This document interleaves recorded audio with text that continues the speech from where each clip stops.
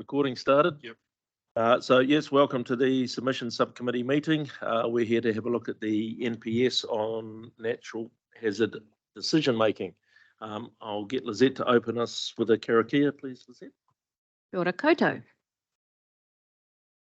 Whakataka te hau ki te uru, whakataka te hau ki te tonga, kia mā kina kina ki uta, kia mā taratara ki tai, e hi ake ana te atakura, he tio, he huka, he hauhu, ti hei mauriora.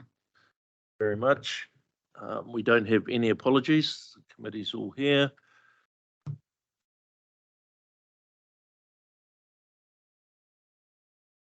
Confirmation of agenda. We can have a mover and a seconder. Thank you. Thank you, Jen. All those in favour? Aye. Opposed? So carried. Are there any disclosures of interest that haven't been, that are relative to any of this topic today? No. Very good. Right, I'll actually hand over to you, Alejandro.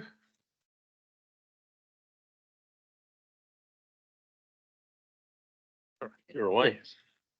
Tēnā koutou katoa, he Kaituki Policy Implementation ko Alejandro Cifuentes Tocoingua.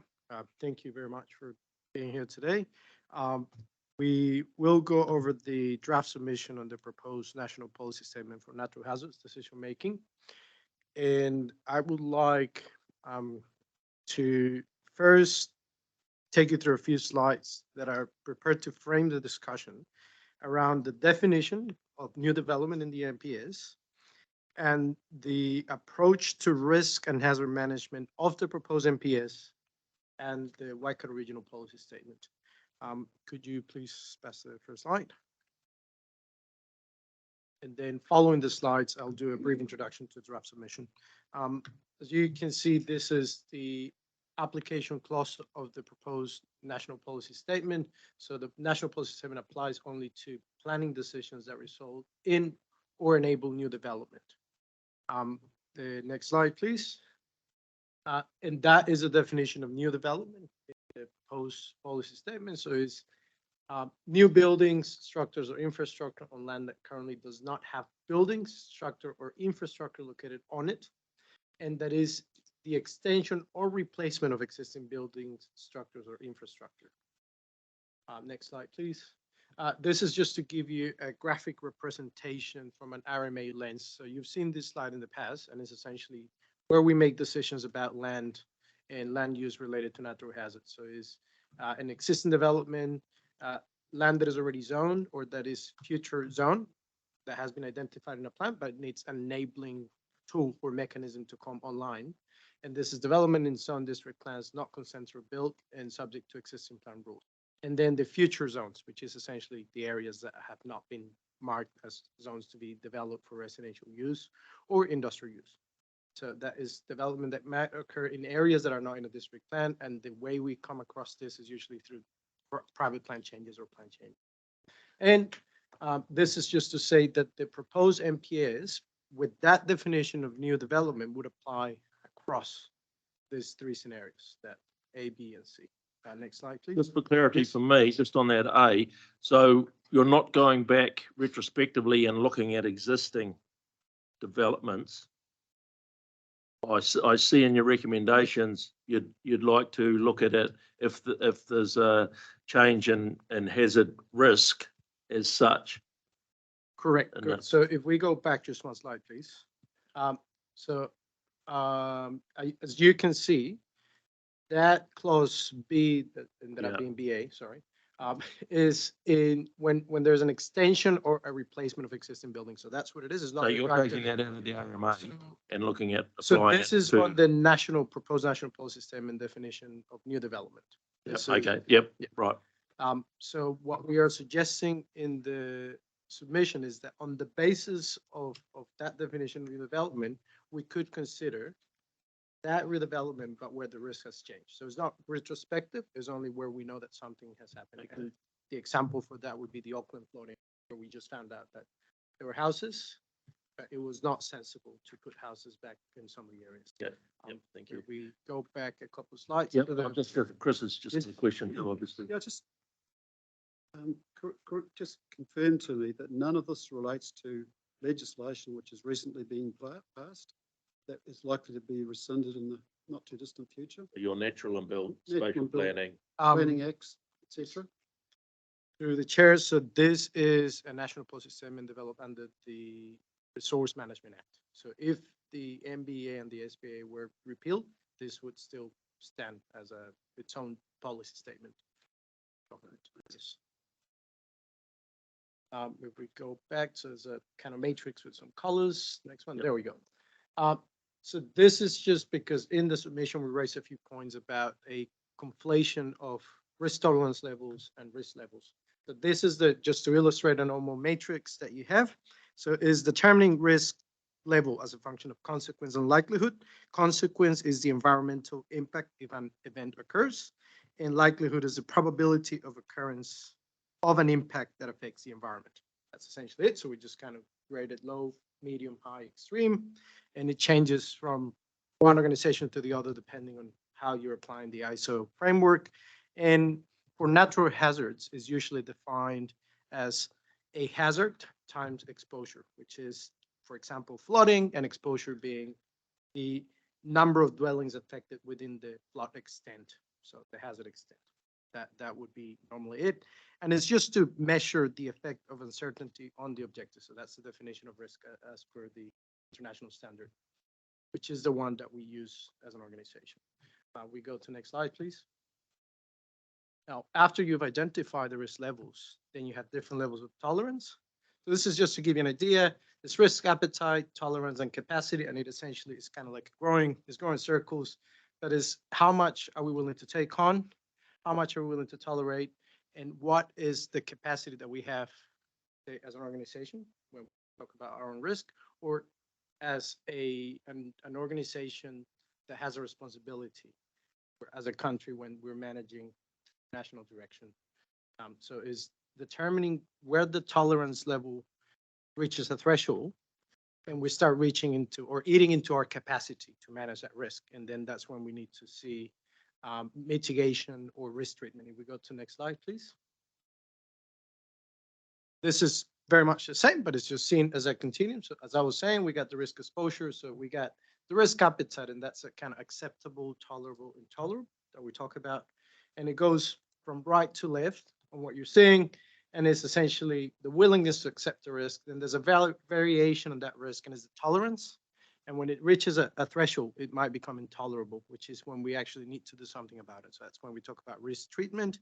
In this case, risk treatment can mean, for example, that we do something to mitigate a risk, or that we walk away from that risk and we just don't take it.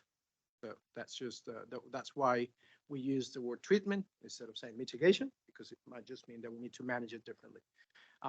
This is, of course, as you can see at the bottom, it demonstrates risk acceptability in terms of adverse effects, because that's normally how the Resource Management Act looks at the activities. We go to the next slide, please.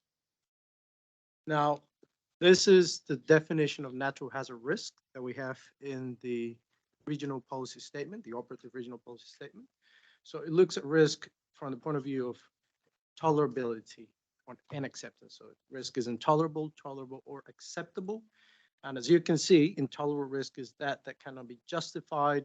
A risk reduction is essential. For example, residential housing developed in a primary hazard zone. So an area that we know that the risk is very high. And if we wanted to put houses in an area, then we would need to do something about it, either mitigate the risk or we wouldn't. For the purpose of our submission, what we've said is you've taken the heat map, essentially, high, level, medium, extreme, and you've conflated with this. So there is an inherent level of subjectivity in determining risk thresholds, but it's something that can be managed and approached with a methodological approach so that you can use the right data to carry out your hazard assessment, risk assessment, and then assess the level of tolerance that you will have for each type of risk. That's what we are advocating for in terms of the MPS. That is what the internal methodology that we use as regional council staff contains.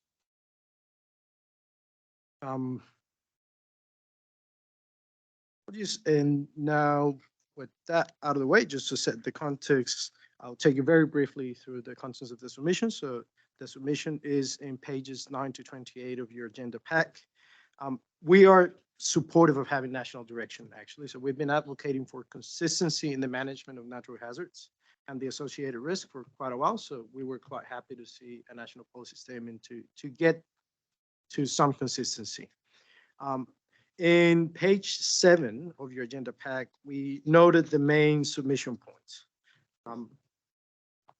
This is just us supporting the scope, however, noting that current development with natural hazards and related risk happens should include provisions to assess residual risk. This is something that the regional policy statement does, and it directs to evaluate the amount of risk that you would create if you intensify development behind a defended area. Residual risk is you implement a mitigation strategy, and then you end up with the risk that comes from either failure of the asset in terms of flood defenses, for example, or an event that surpasses the design level of that particular asset. So what we're seeing is that for many instances of development, that is not being accounted appropriately because it's assumed that that mitigation will cover all the risks. So there's always that residual risk. Our regional policy statement has a definition of residual risk and directs district councils to assess it before we actually look at developing in some of those areas. However, there's no national consistency, which means that there is no regional consistency. So there's not one tool to direct how to do it or guidance on how. So that's why we welcome this. And we advocate for providing frameworks, having decision-making criteria, and including a time frame for decisions that is 100 years that aligns it with the New Zealand Coastal Policy Statement in terms of managing natural hazards area. And lastly, as I mentioned, is just making sure that the definitions of risk and the approach that the MPS takes is consistent with the international standard of 2018 to 31,000. In the preamble of our submission, we just mentioned a few unresolved matters, and again, is lack of consistency in identification and assessment of natural hazards. This is still missing. Lack of consistency in how to approach the frameworks under the Resource Management Act to consider natural hazard risk. Again, still missing. And we say that the proposed national policy statement is a good first step, but we do need more guidance and direction. After this, we respond to the consultation questions. So this is pages 13 to 21 of your agenda packs. And after that, on table 2, we provide a clause-by-clause analysis. So this is very standard formal presenting feedback on RMA documents. And it's just recommendations to enhance workability of the proposed provisions, going from the starting point of actually agreeing with having national direction at this point. With that, I'm happy to take questions from you, Mr. Chair. Go first. Yeah, just circling back to the earlier slide, the events which trigger requirement for councils to get involved, and I'm thinking of, the area of Kaiawa, which has been on our agenda now for some time. And say I've got a house there and I want to do some renovations to ensure it complies with the regs in relation to double glazing, proper ventilation, heating, etc. Would that trigger an event which would require a review, the consent for the house to be built there or not? To you, Mr. Chair. From the point of view of the policy statement, no, that detail is not there. So this is just general policy direction on how to do it. That would either be contained on a national environmental standard or rules under the district plan. But as it is, by virtue of the MPS itself, it does not. I'm just trying to find something which is Yeah. going to fit under that criteria. That's really why I'm asking the question. All right. So I want to find an example where it meets that criteria, it triggers a review, but the actual work that's being done is being forced on the homeowner by legislation. So are you Where I'm coming from or not? Yes. Yeah, I do. Yeah. Are you referring to an existing place that you're going to do Yeah, some work yes, on? So somebody- you'll need to do some consented work. So would this then fall under this new But the policy? consenting is being forced on the owner Yep. by regulation. To you, Mr. If I understand correctly, you're talking about a hypothetical where a landowner is directed by statute or policy to carry out works, right? And Yep. then those works would require a resource consent. There's provisions in law that when you're mandated to do something by law, so if it is a legislative requirement, legislation trumps national policy statements. So under that specific hypothetical, uh, whatever legal requirement that is asking you to do something, say, for example, requirements that ask people to have a certain level of insulation, those come from legislation, so those would not be captured because essentially legislation is saying you have to do this. And it wouldn't, although. But I think I what Chris do is not- alluding yeah. to is that does that consent through the local TA then trigger something in this national policy statement on national hazards? So because Okay. because Kaiara is now identified as having a flood hazard, Yes. there's an existing place there that want to do some work, so they need a new consent through their TA. Does that then drop them into this? It's a red zone. Yeah,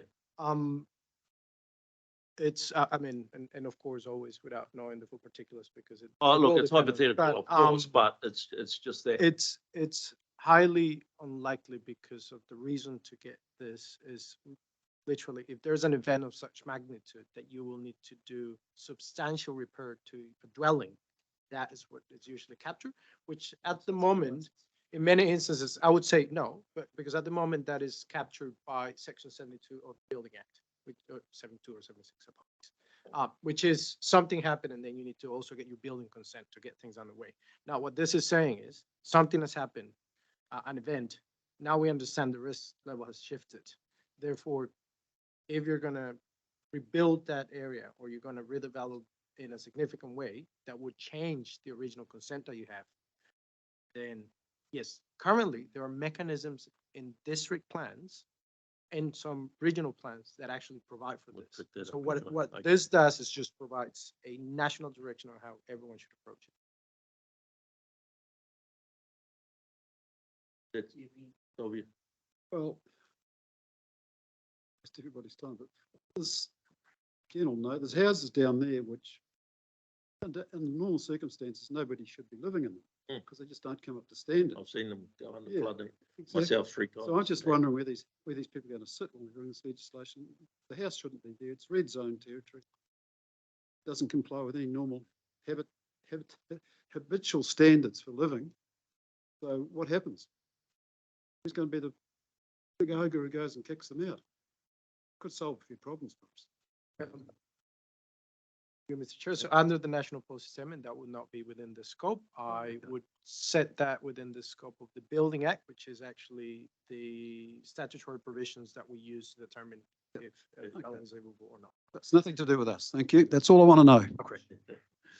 Jen, Yeah, that was actually really interesting. Thanks for the hype. I was going to ask a similar question, but of another hypothetical. So just to understand how you were suggesting in the submission to expand the scope, so my understanding was that it's currently not captured that, say, if on a title you've got one building, but you wanted to add, say, a sleep out, that's currently not triggered, and you're suggesting that it should be because it's an intensification action, I suppose. Suddenly you've got one or two more people living on that property, that increase. That would be triggered, more likely by the future district plans that come from this type of thing. To you, Mr. Chair, so we were more thinking about subdivision rather than Right. additional Same title. living quarters in the same title, just because of the nature of occupation of the land when you have subdivision Yeah. rather than some additional or ancillary building. Right. Which And already. is But providing better intensification services. was kind of the driver, right? Correct. Yeah. Thank you. Then if it's all right, I'll Yeah. just move on. And there's a question around in table on page 21, item 21, it's talked about what do you consider a resourcing implications for you to implement the proposed NPS NHD. And we've got some text there, and I guess when I was reading it, I was just wondering whether, because it kind of ends on there's very few people with the expertise. Is there a way we could add another paragraph to be more helpful as to what else could be done should central government pay for it, you know, if they really wanted it? I'm not. You have some idea around wording or what? No, it's more a exactly- question really as to whether there, because it currently reads like it's really hard to do. Probably actually can't do it. Is there a can do paragraph that could be added? If not, that's fine. I just thought I'd ask because they're asking. Anything come to Like mind? you're saying, can we make a recommendation Yeah. around As them how it might be instigating become conversations with the, if you were to develop national training that was rolled out to, you know, a greater number of staff, then this might be possible. Some kind of positive. It sort of hangs on one of the questions I was going to raise too. It is Because- practically for this organisation, what does it look like in extra staff time and dollars? You know, which is a follow on to, you know, where that skill set lies, I guess, and whether there's something that can be done more nationally to bring people through. Yeah, like, what would we like to see? Because we Mm. have called out for wanting this guidance, so we need to be able to implement. If anything comes to mind, I don't know, but our staff might. Jennifer, Pamela? thanks for that. I'm looking at, so this is on page 11 of the agenda and 6, where you're talking about the inconsistent stuff, and it's D, and I'm looking at DI. This should include a review timeframe on large developments to reassess the risk, tolerability, et cetera. So does that mean, like, let's say there's been a subdivision that's been consented, and then something else happens, another, flood event or something like that. Maybe not all of the houses were destroyed in that event. But this looks like that would then enable a review of that development for risk, which we now might deem an intolerable risk. What about the stranded capital then that gets left there? Because the houses that weren't impacted negatively probably would have their insurance cover at risk if we were to reassess the risk of that subdivision. So I'm just wondering, how are we proposing to manage that impact? I suppose it follows on from Chris's question, but it's more about the structure as a whole. It's not negatively impacted, yet our reassessment of the risk may put at jeopardy their ability to secure insurance going forward. So therefore, we sort of by default make it a red zone property. Do you know what I'm saying? Yes, yes. Yeah. So how are we providing any sort of commentary about that risk? To you, Mr. Chair, this point relates mainly to the ability sometimes of district councils to shift the line when it comes to consenting. So going back to some of the hypotheticals, if you have a controlled activity to have an ancillary dwelling, which essentially say you have to grant the resource consent unless you have very good reasons not to, and this is for district council, so it's not something that we do as a region. Sometimes it's a bit hard to move that line, but what we're saying is you should have some timeframes that tell you should reassess, so we don't rely on the 10-year district plan review process, because what we found is in practice is really too long. And sometimes those 10 years transform into 15 or more, depending on the plan change process. In terms of the risk for creating stranded assets, that is the rationale behind asking guidance. So at the moment, the possibility still exists, and through a district plan process, that could happen, but it happens every 10 years, essentially. We just say, we don't have any direction on what to do if the risk profile changes. We just know that every 10 years, we have to review our district and regional plan and a regional policy statement. But it's not associated to the risk. the possibility of creating stranded assets remains. What we're trying to say is let's make it more dynamic so that we don't just do it every 10 years and then find out at the end of the exercise, and maybe when we've allowed significant development to happen in an area that we shouldn't have in the first place. And what that creates is additional demand, or sometimes more or bigger flood defense assets and things like that. So that's what the point is coming from. So, okay. Yes. Sometimes it's very difficult to follow. Okay, so we've got a community that was consent, it was deemed that that was appropriate to build a subdivision there. Every 10 years that gets reviewed. You're saying we're asking now for a possibility of a shorter review time, which would mean that those, instead of every 10 years, the potential for there to be stranded capital in assets because we now deem it to be inappropriate. That may not happen every 10 years. That might happen every 2 or 3 or something like that. Correct. So as the So I guess, so my point is, where is our commentary about how these types of directions impact on people's ability to have confidence in making capital investments? Sorry, am I? Yeah. Yeah. is correct. We do not have comment about that in the submission, Mr. Chair. I'm just concerned because I'm concerned that something would trigger a reassessment of a subdivision, and all of a sudden the houses that are in there that have not been damaged or anything like that by any weather event or natural disaster, whatever, are now deemed in a red zone.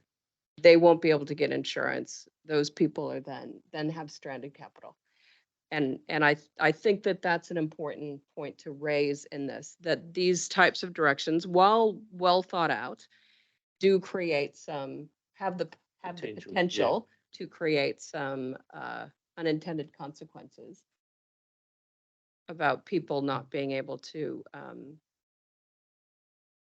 continue living where they're living when there doesn't appear necessarily to be any immediate issue.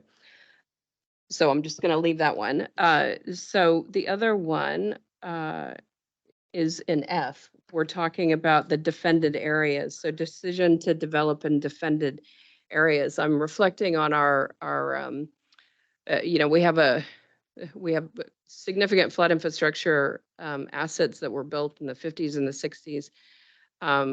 We're having conversations with communities about the cost of bringing those up to current standards.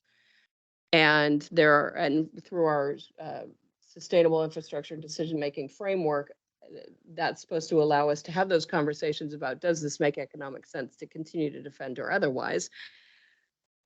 Where are we talking about changes to levels of service that may get determined due to affordability, that then may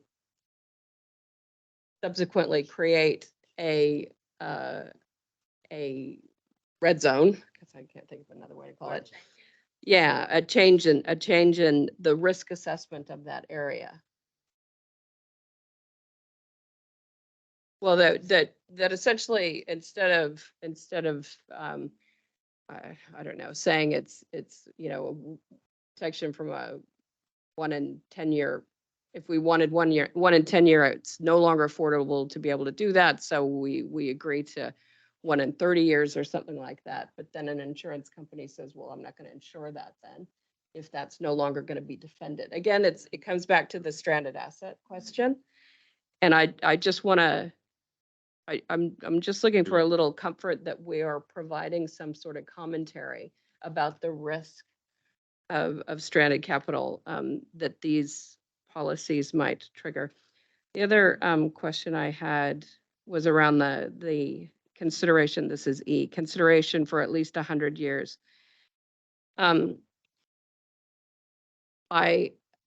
For us to make those decisions, we have to have a significant level of faith in our modeling of what might happen in 100 years. And it does make me think, if we went back 100 years from today and looked at predictions of how the Waikato might look, whether it's population or industry or drought resilience, et cetera, could we go back 100 years and have faith that what was said back then is actually what we're experiencing today? Do you get my point that for us to talk about 100-year planning, we have to have faith in our models? How much faith do we have? Because that concern I have really for New Zealand is that we have become so risk averse that we're really, there's some productivity impacts on this country because we're trying to mitigate and protect everybody from so much risk that it becomes too costly to do anything. So it's just a couple. So just on that, Alejandro, are you understanding what Pamela's requesting and the sort of input that needs to go into this submission to catch those points? Because I think they're not only Pam's points. I'm seeing nodding going on around the room. So I think it's something that council is, to get a bit of commentary around that. Yeah.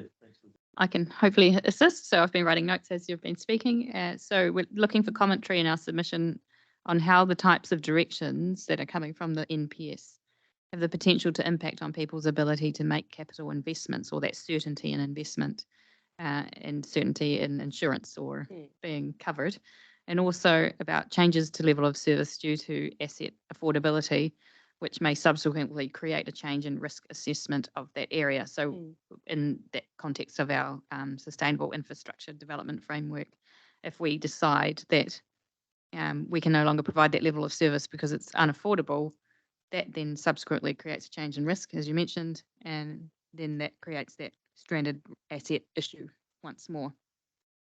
So I understand that you're looking for commentary in the submission along those lines.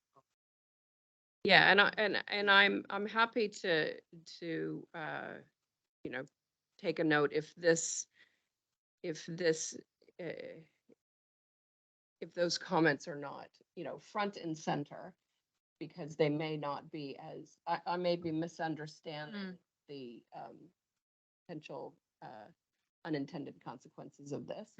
But I do think that it's important for us to refer to that somewhere in here so that at any later date we can say, hang on a second, we raised this as an issue. Yeah. And because I know it's an issue that's been raised with me by constituents about how am I meant to plan? How am I meant to continue to want to invest in this region without a level of certainty? Yes. And the ability to get insurance cover, because if you don't have insurance cover, you don't have a mortgage. Indeed. So, Thanks, Pam. And I think the other point too with the 100-year thing is just probably commentary around the fact that there are gaps in the technology, there are gaps in our understanding and that sort of thing. So while that may be desirable, we know there are restrictions isn't quite the right word, but there you go. Thank you, the wordsmith. Chris, I'll go Chris. Yeah, look, I'm 100% with Pam. The last thing I want to see is the regional council or any other council being put in a position where they have to make a call which has implications for commercial activities, because the best people to make those decisions are the ones that are affected by it. We can't do it. We're not God. We can't determine the future. We've got no show. And I don't think we should be put in a position where we have to make that determination. What will happen if things become like Jennifer's doomsday, like we're not going to be exporting it for 10 years? But anyway, so economics will drive everything at the end of the day. If it becomes too expensive to insure things, then people will say, well, we can't afford that. We can't do it. End of story. And that's all part of your risk management processes before you start spending money. So I don't think we should be sitting as the adjudicators on that.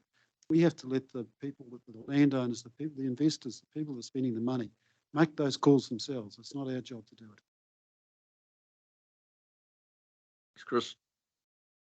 Jen? Thanks, and thanks Pamela for powering through those thoughts that you had developed, because I was nodding along.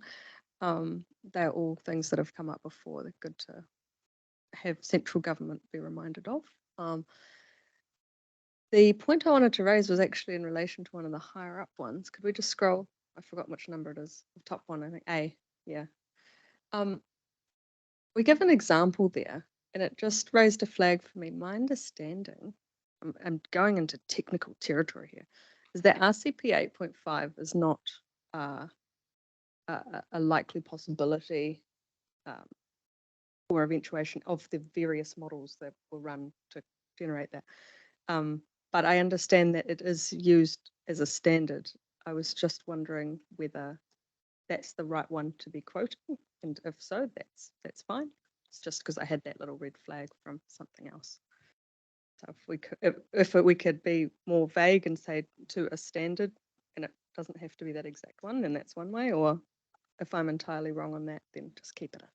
Thanks.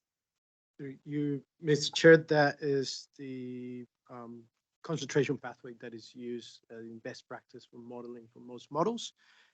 It is in the 40 to 50 year time frame. It's very much All right. to a level of certainty. It starts getting more certain as you go over the 5-decade mark. Oh, in that'll terms be of predicting some of the likely occurrences of specific weather events.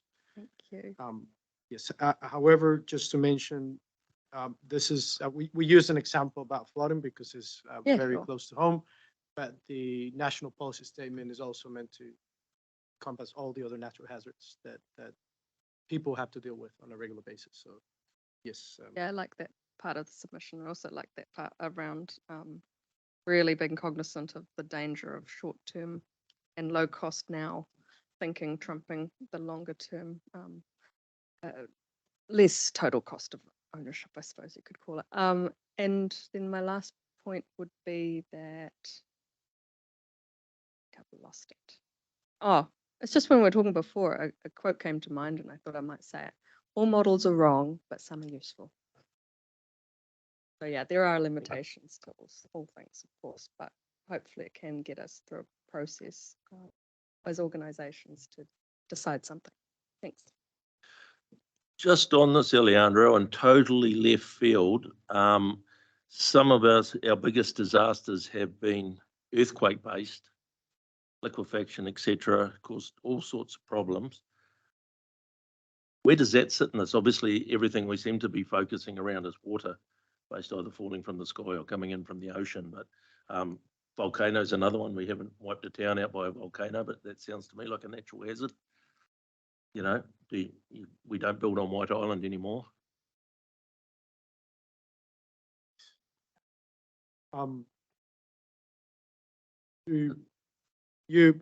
It's true. Well, like I said, the national policy statement is natural hazards decision making. So it's all natural hazards, and it does not stand in its own.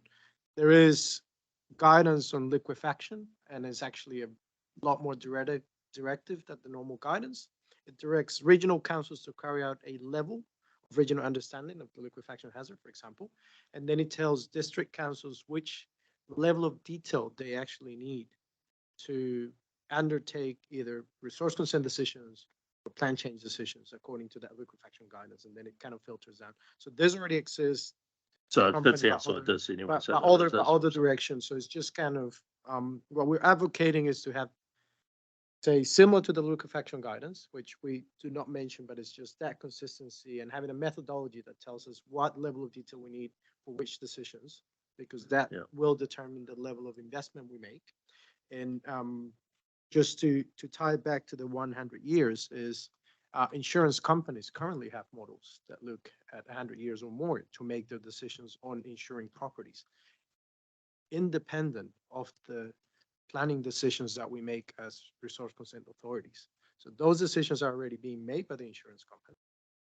And they have their own information and they have their own models that look at a number of years beyond 100. And that is on the basis of their certainty to know what is going to happen with the investment they make on offering a risk transfer mechanism to somebody who owns a building. I guess that comes exactly back to Chris's point about the market will decide in a lot of this. If an insurance company is going to turn around and say, well, we will not insure your house or we'll insure it for $1 million, that's what it's going to cost you, then it does come back to Chris's point. Okay, correct. And Pam, yeah, and Pam was for sure. Difference being the information held by the insurance companies cannot be retrieved by individuals. Yeah, The information we hold on natural hazards and risk can be used by everyone in the community. right. Any other questions for the team? If we can go to the recommendation, Dave. So we've got part one is the report be received, and part two we have A and B. So we're either going with A or B. I think we go with B. Obviously, there's been a number of points raised, which is Lizette's indicated. So just checking on that. Now, Tracy is available. I know it's not till the submissions close on the 20th, but Correct. so she will be. Yep. Okay. So in that case, and what you've heard, Lizette capture, I'm happy to move that. Yeah, please. Thanks, Councillor Hughes. All those in favour? Opposed? So carried. You would like to close with a Karakia? Thanks, Lizette.